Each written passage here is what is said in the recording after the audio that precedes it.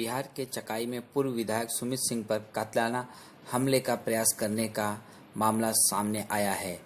इस मामले में सिंह के समर्थकों ने चिराग समर्थकों पर आरोप लगाते हुए कहा कि इस हमले में उनका ही हाथ है।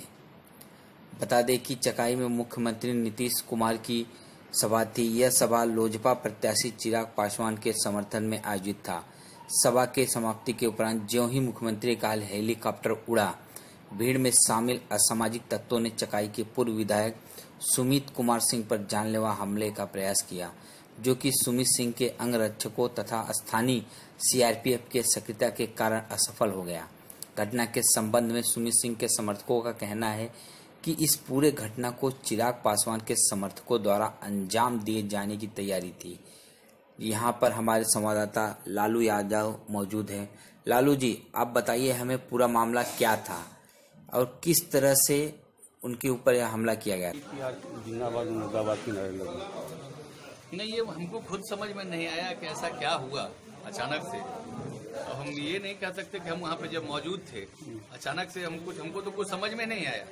हम तो हेलीकॉप्टर को देख रहे थे। हेलीकॉप्टर जो ही मुख्यमंत्री जी का हेलीकॉप्टर उड़ा, हम हेलीकॉप्टर को देखने में थे सभा स्थल की तरफ से। इतने देर में हमने देखा कि सांसद साहब की भी गाड़ी गुजरी। उसके बाद उसने तत्क्षण मतलब उसके बाद अचानक से फिर अफरा तफरी का माहौल मच गया। अचानक से देखा कि कुछ लोग फिर एक आवाज आया, छुरा छुरा छुरा करके, इस तरह का छुरा है करके इस तरह का आवाज आया। और फिर अचानक से उसके बाद तो फिर हमने देखा कुछ सुरक्षा कर्मी थे, वो लोग भी दौड़ने भागने लगे और अचानक से भगदड़ का माहौल मच गया। इतने में मेरी गाड़ी थी, मेरे जो समर्थक थे वो उन्होंने मुझे अपनी गाड़ी पे बिठाया कि आप बैठिए गाड़ी से, जल्दी नहीं था कुछ आपके ऊपर हम कुछ समझ ही नहीं पाए मतलब दिन।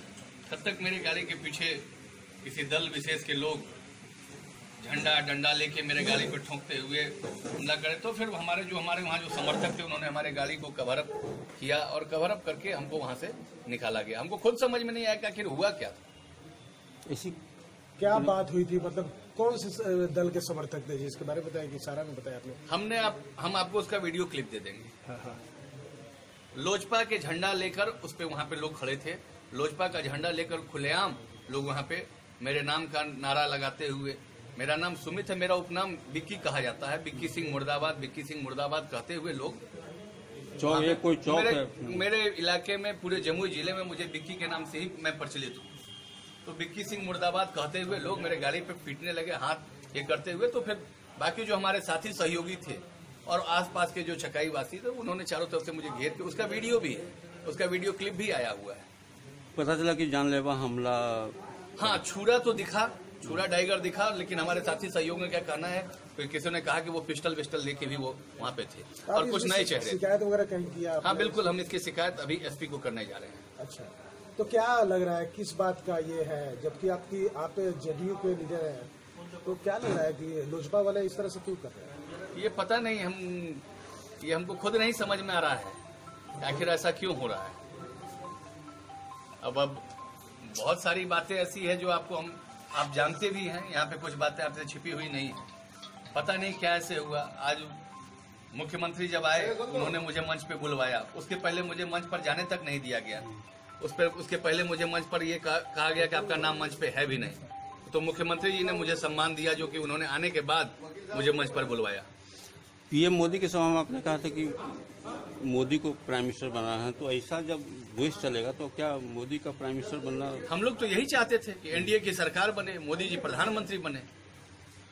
अब लोगों को लगता है, देखिए ये बात वो नहीं है, ये बात है यहाँ पे लोकप्रियता की। मैं युवा हूँ और स्वाभाविक बात है कि एक युवा के दूसरे युवा की लोकप्रियता को देखकर ईर्ष्या की भावना अगर रखते हैं तो वह उनकी बात है।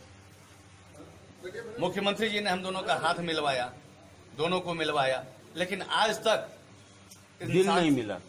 नहीं, मैं कई बार मैं जाके इस बात को मैंने प्रशांत किशोर जी से कहा है, मैं इस बात को जाके मुख्यमंत्री जी से कहूँ, उन्होंने कभी आज तक और कई बार यहाँ के लोकल लोगों से, यहाँ से कि आप कॉल रिकॉर्ड निकाल लें कि मैंने उनसे कहा कि एक संयुक्त कार्यक्रम कर ले, लेकिन पता नहीं वो संयुक्त कार्यक्रम मेरे साथ नहीं करना चाहते हैं। वो कहते हैं कि इनके पिताजी मेरे पिताजी के पार्टी को तोड़े थे, ये गद्दार हैं, नरेंद्र सिंह गद्दार हैं, और जो भी मेरे पार्टी के साथ, मेरे पिताजी के साथ गद्दारी किया, मैं उनको कतई कभी माफ नहीं करूंगा। अभी भी वो आए दिन चकाई में पता चलता है कि आए दिन 5 उम्मीदवार चकाई में ढूंढ चुके हैं, 5 उम्मीदवार वो जमुई में ढूंढ चुके हैं कि मैं यहाँ उम्मीदवारी दूंगा। मुझे खुद समझ में नहीं आ रहा ये किस तरह की बात करते हैं।